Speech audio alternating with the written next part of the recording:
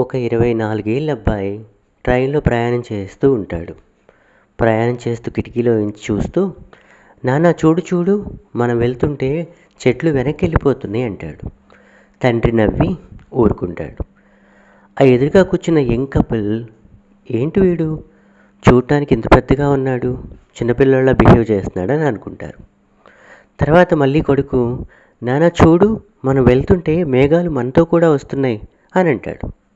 అప్పుడు ఆ young couple ఆత్రం ఆపుకోలేక, మీ అబ్బాయిని మీరు ఎందుకు ఒక మంచి డాక్టర్కి చూపించకూడదు అంటారు.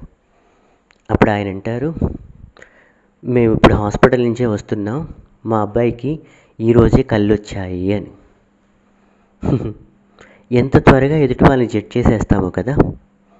ప్రతి ఒక్కరికి వాళ్ళ వాళ్ళ కథలు ఉంటాయి, వాళ్ళ వాళ్ళ కష్టాలు, వాళ్ళ వాళ్ళ కన్నీళ్ళు. కానీ విచిత్రం ఏంటంటే, మనకు అవసరం లేకపోయినా సరే మనం ఎదుటి వాళ్ళ జీవితాల్లోకి తొంగి చూస్తూ ఉంటాం, జడ్జ్ చేస్తూ ఉంటాం.